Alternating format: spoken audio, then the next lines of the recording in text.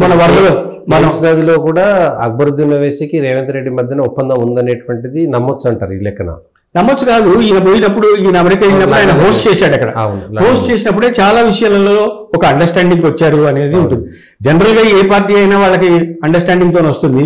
ముఖ్యంగా law and order disturbance అనేది హైదరాబాద్ కి మంచిది కాదనే విషయంతో వాళ్ళతోని చంద్రబాబు కాంప్రమైజ్ అయ్యాడు. కేసీఆర్ అయితే అవసరమైన దానికన్నా కాంప్రమైజ్ అయ్యాడు. 1 ఎకరం కావాలంటే 10 ఎకరాలు ఇచ్చాడు. సంతోషంగా ఉండండి, మీ ఇష్టం వచ్చినట్టు దున్నుకోండి అని చెప్పి.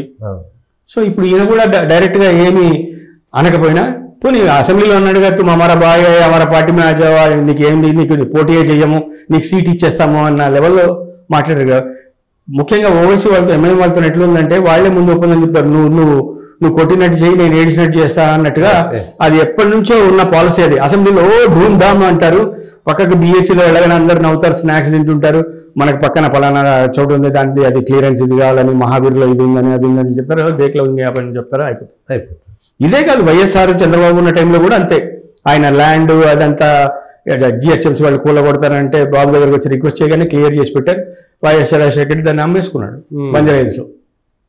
ఇట్లా తర్వాత పాలిటిక్స్ కానీ పాలిటిక్స్ ఇప్పుడు జగన్కి సరిగా పాలిటిక్స్ అంత బాగా అర్థం కాలేదు, వన్ సైడ్ పోయి దెబ్బతిన్నాడు. కానీ వైఎస్ఆర్ ఆ టైంలో వాళ్ళందరూ దేవర్ ష్రూడ్ పాలిటిషియన్స్. గొడవే అంతే, ఇంట్లో మన భోజనాలే అట్లా నడిచింది. కానీ ఎంఐఎం అనేది ఇంత సైలెంట్ గా ఎప్పుడూ లేదు. ఏదో నామకే వాస్తే ఒక ప్రెస్ కాన్ఫరెన్స్ పెట్టేసి ఇది హైదరాబాద్, ఇది కరెక్ట్ గా మలక్పేట ఏరియాలో అవన్నీ జరుగుతుంటే వాళ్ళకి ఎమ్మెల్యే ఉన్నటువంటి ఏరియాలో జరిగింది, వాళ్ళకి చెడ్డ పేరు వస్తున్నా కూడా ఎందుకు డైరెక్ట్ గా అటాక్ చేయట్లేదు? అదంతా కాకుండా ఇప్పుడు రాహుల్ గాంధీ పిలిపించుకున్నాడు, అందరూ ఏమంటున్నారు, తిట్టి పంపించాడు, నువ్వు ఇట్లా చేయటం కాదని. ఇది కొంత స్లో డౌన్ అవుతుందనే, డైల్యూట్ అవుతుందనే నేను అనుకుంటున్నాను. డైల్యూట్ అయిపోయినా అవ్వకపోయినా హ్యూమానిటేరియన్ గ్రౌండ్స్ లో తప్పకుండా ఆలోచించాలి. జనాలను, పోనీ అద్దె వాళ్లను రోడ్డు మీద పడేయద్దు, వాళ్ళ ఉసురు తగులుతుంది, డెఫినెట్ గా తగులుతుంది. కూలగొట్టిన, డిస్ట్రక్టివ్ మెజర్స్ తీసుకున్న ఏ గవర్నమెంట్లు ఎవ్వడు బతికి బట్ట కట్టలేడు. ఒకటి ఇల్లు ఎన్ని ఇండ్లని కూలుస్తావు నువ్వు, ఎంత చేస్తావు? మూసి అంతా నువ్వు చుట్టుపక్కలంతా తీసేసి ఎన్నాళ్ళు నువ్వు సర్వైవ్ కావాలి?